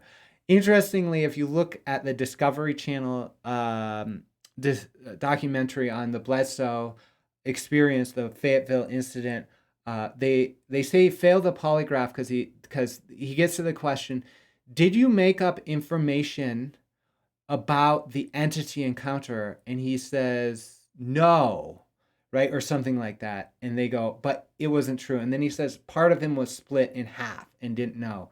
I think actually that he was not being inauthentic. Our language failed him at that moment. Our epistemologies failed him. He did not fail us in telling the truth. I think he told the truth, but the words themselves failed us, and his body knew that, because you have to make up the entities in some way, shape, or form. They use your imagination. That's why we see the geometry expressed in petroglyphs of like mantids, as well as associated with the Pheonix lights as well. I mean, the other characteristic of this geometry is that there's a face next to it in most of the occurrences. And sometimes that face involves imagination. Like, check out the Oracle of the Pheonix book that associates this geometry with periodolic interpretations of the terrain, right? Like, that's really fascinating that shows up. And that's actually characteristic. You have to use the imagination in some way to engage and have real interactions with those real entities in dreamlike ways, right? So that's really important to know, that this actually, when we shift our perspective around what hypnosis is, what truth is, what reality is, we can reinterpret some of those questions, some of our historic events, and way we understood those in new ways, right? All right. So I need to talk about misattribution of reality. This comes out of that bit. So we hold the unconscious bias, right? If we're in the West, we're holding the unconscious bias. I hold it, you hold it, everyone holds it, right? That waking reality is real, dreams are unreal. Waking reality is real, dreams are unreal, right? So think back to the Raguda paper where he says, oh, well, you're dreaming of ETs, clearly not real. This is a misattribution. We've been doing it since the 80s.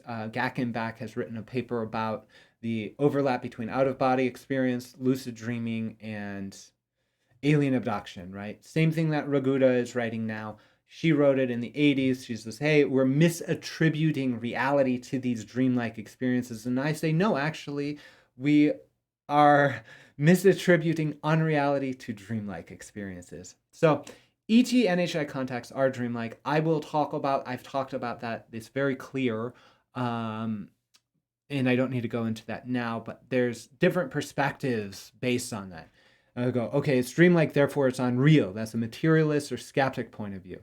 Therefore, then you might go, ET, NHI contact are dreamlike, therefore it is real, right? So this is seeing orbs and UFOs or like entities in satellites. You go out for a CE5, everyone knows what it's like. If you've done this, you actually see real things. You see satellite, you see real craft or whatever. You see satellites. It's really hard to tell the difference. There's a spectrum here. Some people are like, oh, look, that's definitely a UFO. It's a satellite. Some people are like, oh, that's a satellite, but it's like something else. It requires experience and consciousness, right? So we've got real and unreal, and both of those polarities, without a level of interpretation, actually are challenged, and offer challenges because dreams are real, but they're not real in the sense of historic events. They're real in that they change our fortune. They're real in that they provide non-local knowledge, but they're not real in the way that the waking mind wants them to be real. So they require interpretation. That's a shamanic perspective. And that the reality here invites dialectic. That's an integral perspective. We're integrating these things. We go, okay, so not skeptic, not believer, something else. Let's integrate it. Dreams are real, like I said, non-local. They involve imaginal things. They are potentially veridical, meaning that, like, yes, actually they are sometimes precognitive. Yes, sometimes they lead to understandings of where things are in the waking world, right? But they always require interpretation. And generally, the experiencer is that authority. So that's really important to know. There are some common confusions associated with this attribution of reality. So that they can be expressed as this, like contact is felt like a dream, but it was so real, it could not have been a dream. You'll see that in David Jacobs' books. You'll see that in John Mack's books, and that they go, hey, actually, abduction is real because it felt really real, and therefore we're honoring the experiencer by saying it was real and not a dream. Actually, it's real and a dream because life is but a dream.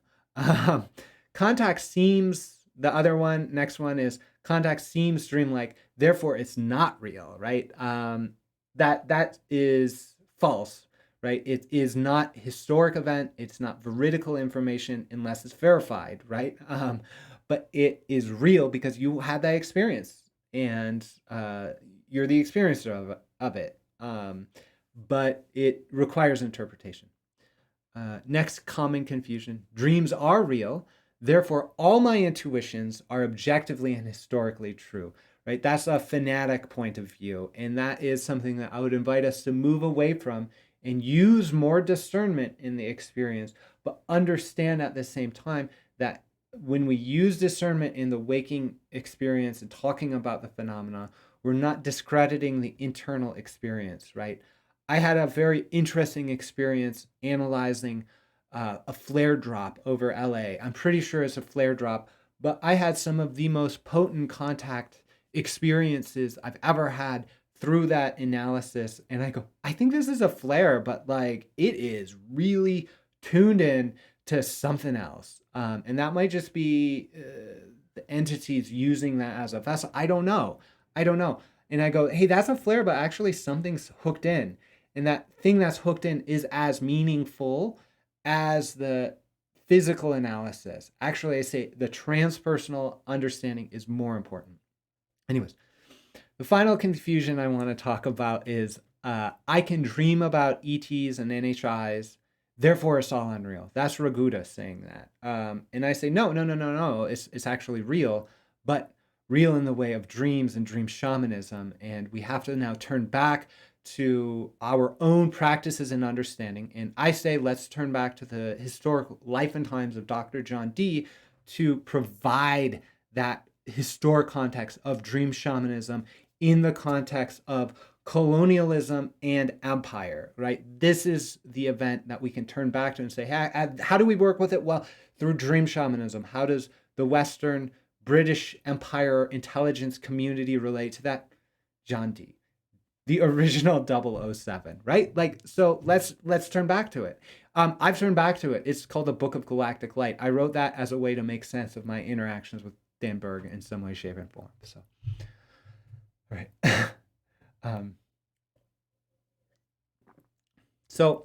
I wanted to put forward integral noetic perspectives. So this is how this intersects, how my inquiry intersects with science and the institutions of the academy, right? So I am one of the first and only PhD students at an accredited institute explicitly studying ET NHI contact and dreams. I wrote my entrance essay on that. It is a line item in the syllabus, right? In the anomalous concentration of the integral noetic science program, ET NHI contact is on the books. So that's where I'm at with it. It's a relatively new experience because obviously this is new for the academy. It's going to be interesting doing some work with that, but it's all based on some of the work of Dr. Sean Esborn Harkins. He put forward some ideas regarding exo studies, and one of the ideas is the mutual enactment hypothesis. This is the hypothesis that I'm putting forward associated with the Monroe Institute, and it basically says a lot of stuff work together for this event to occur. It is non-dual and co-participatory, meaning anyone who's involved is a participant in some way, shape, and form. It turns to multiple ways of knowing, integral ways of knowing, to provide evidence and information regarding these non-dual and telepathic experiences. It accounts for many different causes, agendas, and entities coalescing together to form that event. It also has a sense of fractal and efficient expression. So in this perspective, encounters can be both real and made up. So Chris Bledsoe's polygraph entity encounter failure may actually be a demonstration of its proof or truth or authenticity of that situation. Same thing goes with Dan Berg's refusal to integrate his missing time regressions as historic memory, right? That explains it. That's a perspective that accommodates these two different polarities. The same thing goes with the shifting phenomenal appearance of the same entities, right? We can put forward a case that the same entities visited Gonzalez as Paula Harris as Dan Berg. And if you look and feel and see, they tell different stories of what those entities look like. And it seems inconsistent, but if you look to this understanding of encounters being both real and made up through this integral noetic way, you go, oh, actually, that's consistent, right?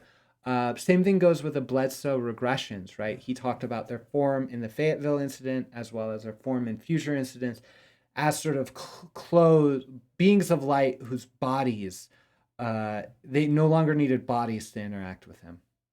As well as all of the missing time found hypothesis, you can get to that, but it's basically saying, hey, hypnosis is dream shamanism and it has a retrocausal effect, right? My regression, my hypnosis around a missing time event retrocausally does something. There's an infinity knot sort of thing happening.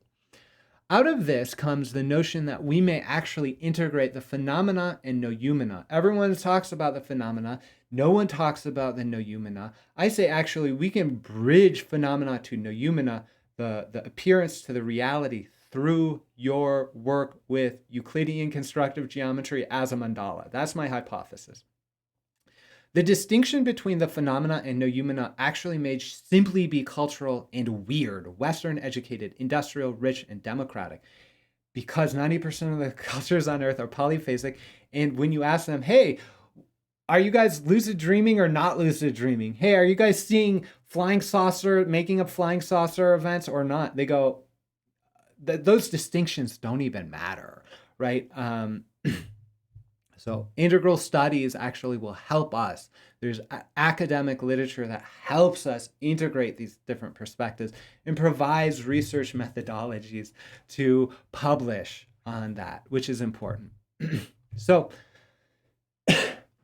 I'm working through some of my hypotheses. I'm presenting them to you. And so the hypothesis here, and it should be clear to you by now, is that geometry is SETI, the communications with extraterrestrial intelligence. SETI, the search for extraterrestrial intelligence, uses math as a universal language. They go, okay, let's encode messages in binary and pictogram form and send them through radio waves or plaques or whatever out to space, right? And get messages back. And they play these puzzles and encoding and things like that. I talked a little bit about that with the wave theory of number as applied to the Monroe Institute UAP. But it's really important to know that their work relies on functions, algebra, and numbers, right? And that involves abstraction. They want to abstract math from its pure geometric foundation, let's say, into numerals, into functions, so that it's abstracted and they can encode meaning. That's their strategy, the encoding of meaning like binary code or pictographs into phenomena, right? But actually, if you use Euclidean constructive geometry, there is no need to encode meaning into that expression. The geometry is and of itself the message. There is no encoding of meaning within the presentation of geometry, right? Look at the Pheonix lights from multiple different angles. Those are geometrically beautiful expressions, and they are consistent across the footage. They're congruent with it's geometric. You draw the analysis on top of that. That is then you see it. You have a geometric intuition. You work with the constructive geometry. You then deepen your relationship with it. And that relationship will change you immediately, because constructive geometry is understood by Western science and mathematical educators to be embodied, intuitive, imaginative. And when we use constructive geometry, like I've done here and shown you how to do, and set all of this calling card Rosetta Stone within the context of ruler and compass, Euclidean constructive geometry, it reduces all of that, everything, all of the proportions back to one single circle. And that is the circle you imagine as you apply the compass, as you look at the analysis. That is the circle you are imagining. That's the circle with infinite dimension and circle nowhere, but that circle center nowhere or whatever, that's you, right? And that bridges the phenomena and noumena through Euclidean constructive geometric analysis. And the precedent for the bridging of phenomena and noumena, actually, please do read John Dee's preparatory aphorisms to the Monas Hieroglyphica, and also his preface to Euclid, that will give you context as to how this works with our friends in the sky. But the mandala, actually, the precedent for that is Jungian active imagination, right? So Carl Jung understood the mandala to be an archetypal force. He understood the flying saucer to be an archetypal force, and he used mandala to interact with beings that taught him things that seemed like it would be an NHI encounter, right? He attributed reality to them. This is our Western precedent. Tibetan mandala practice is the other a major and famous precedent where the people use geometry, meditate when in that, and have teachings with entities that say, "Hey, I'm you, but also I'm enlightened, enlightened master or whatever." So that's how that works. That's what I'm saying is invited here. I'm saying that the geometry of the Pheonix lights, of these body marks, of the UAP, even if it is a geosynchronous satellite, is the calling card for you to expand the Rosetta Stone of human experience with these beings. All right.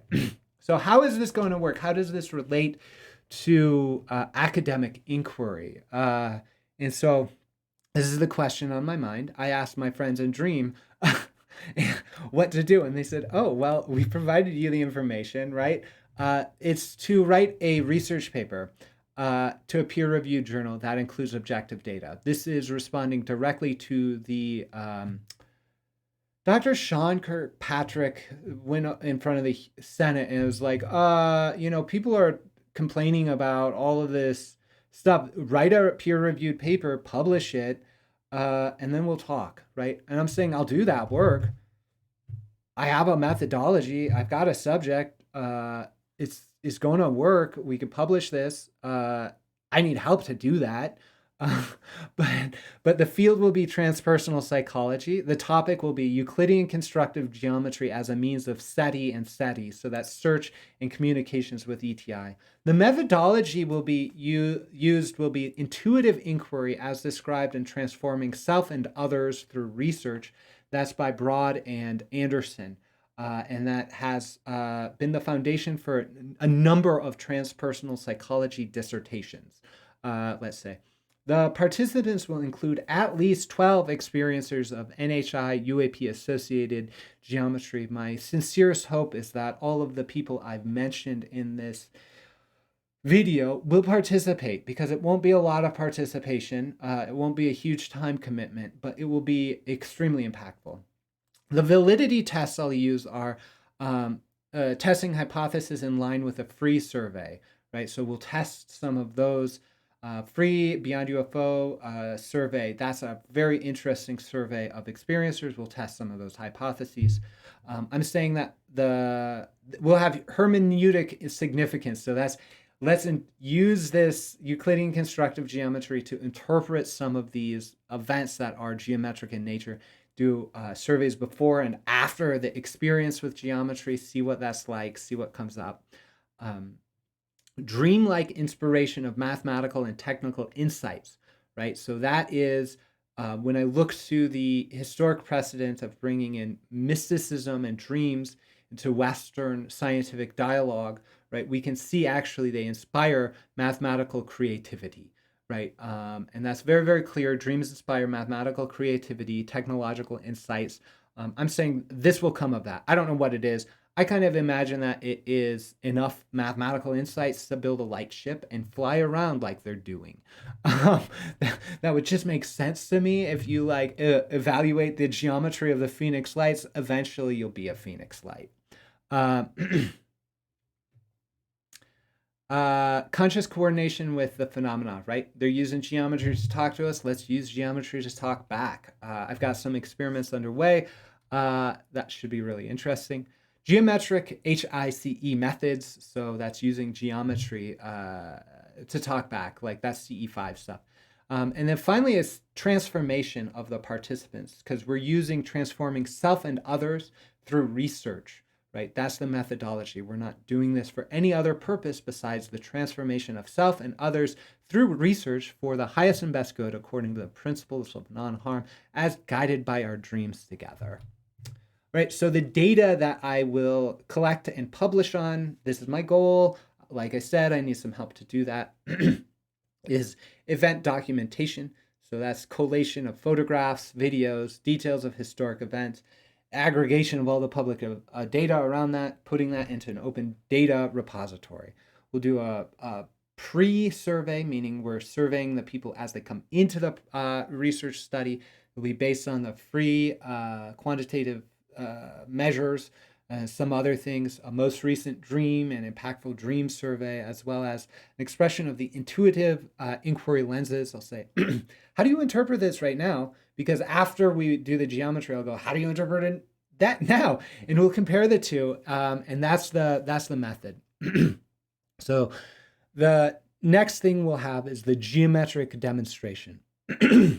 So I'll provide the participants with a brief education in Euclidean constructive geometry, mandala practice, and polyphasic dream perspectives like I provided for you, although ideally this will be a lot shorter than a 2-hour presentation.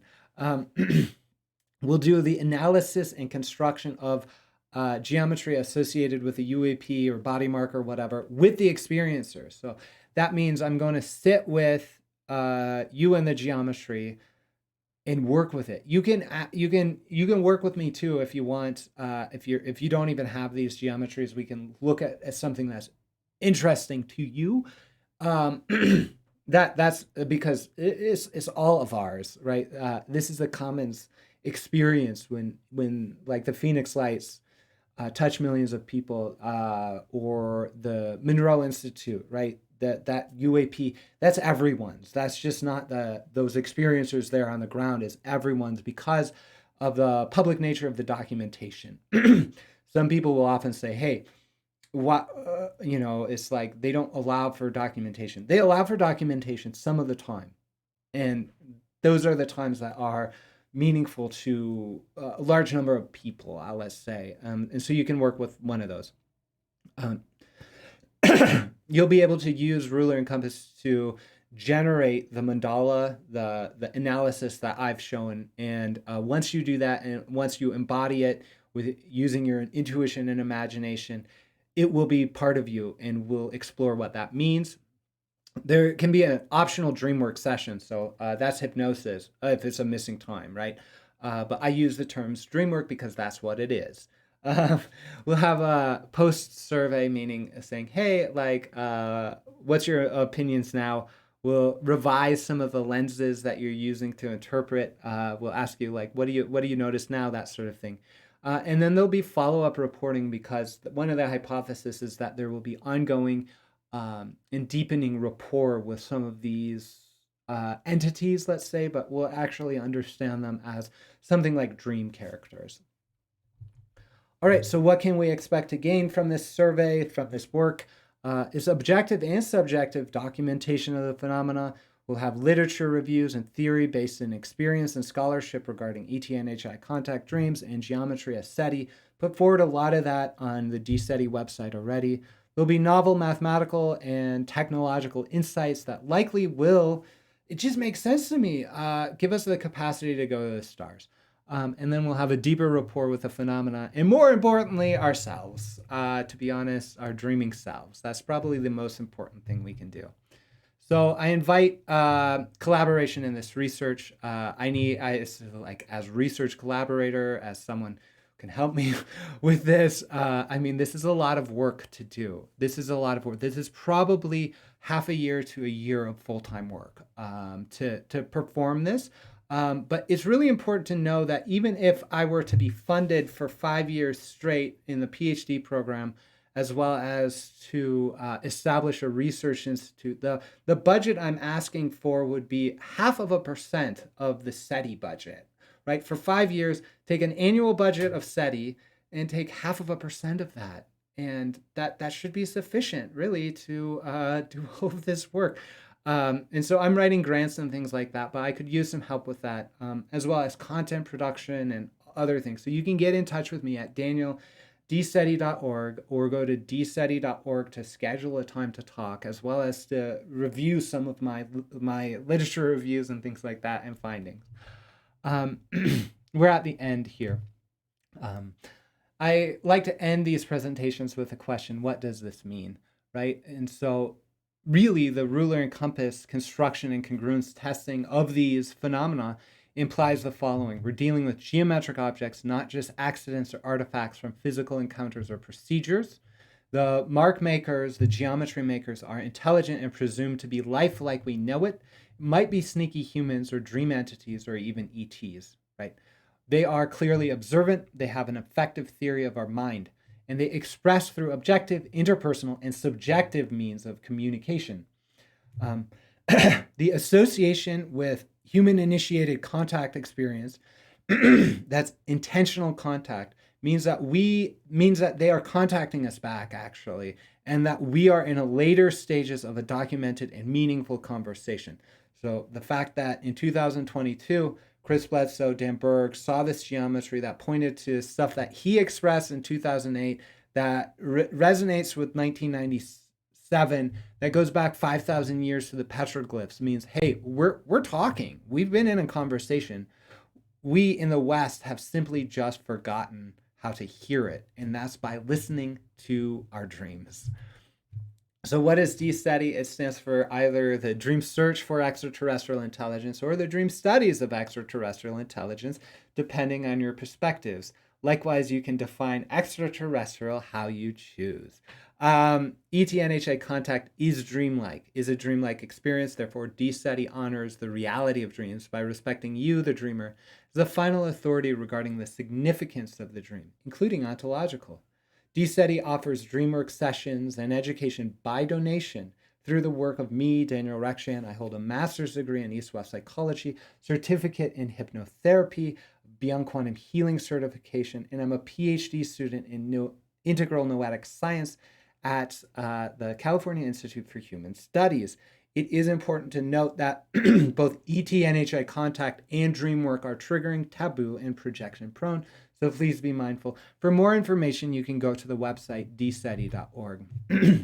So I want to thank you for going on this rather long journey with me regarding geometry, regarding the UFO of God, regarding these calling cards and Rosetta Stones. It seems probably like a strange inquiry, and I am just sort of mind-blown that about some of the things I've said, right? I looked into the UFO of God and the CIA stuff primarily out of a sense of deep skepticism for the intelligence community and a conviction that the Monroe UAP was legitimately like a flying saucer craft or something like that. I now am saying that the Monroe Institute may be a geosynchronous satellite, while the invention of Chris Bledsoe in 2008 of the reanimation of his experiences is equally proof as this geosync. It's just weird. I don't know how to effectively communicate that information without this long rigmarole, right? Without this long communication. And I think primarily that is because we are no longer in the domain of objective science. We are no longer in the domain of historic events. It is, like I said, mantic art. So we are doing something that is a little strange and extends outside and inside and throughout time. And the most important thing I think that I want to leave you with is the conviction that you are important, the conviction that you are at the heart of disclosure, that you yourself, the person who's listening to this right now, and that can be anyone, but the person who's listening to that right now, here and now, is expressive of the purely enlightened activity of the entire cosmos. Hey, that might have been the UFO of God, but you're actually God too. That's the conviction I have, that you are not separate, that this idea of being a separate thing that exists in this waking world that's making historic judgments about the objective realms or whatever, that's an illusion. And the truth is that you are all these things, that you are the phenomena, you are the noumena, that you yourself are the bridge between those, and that this journey from disinformation through disclosure is just a journey of self-discovery. And I mean that in the most literal way I can, and also the most figurative way I can. There is no way to communicate that, and it sounds almost ridiculous to say, but I would invite you to learn how to sit with that through practices of mindfulness and dream shamanism that are natural to you. It Dreaming practice is one of the most human activities. It is the sharing of dreams may actually have brought us from the trees and enabled society to actually happen, is the empathy and insights that arise from dream sharing. And so really it's just tuning into that. It's just allowing little bits of opening in that thing in your head to go, oh, this is actually possible. I wonder what my dreams might say about this, right? And don't get attached. Don't go, oh, Jesus is telling me that the UFOs, that the aliens are this, that, the other thing, and that I need to do that, right? Like, don't be like, oh, this is the story. This is not the story, right? As soon as we start limiting that, limiting like, oh, this Monroe Institute was a UFO was definitely a UFO, a plasmid intelligence, a geosync satellite, right? That attachment is what brings suffering, right? We can work through that. We can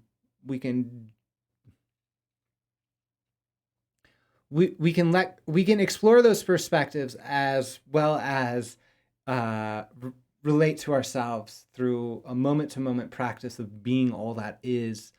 That's all I'm saying. I'm saying that our dreams will lead us to that. I'm saying my own experience with dreaming has taught me these things, right?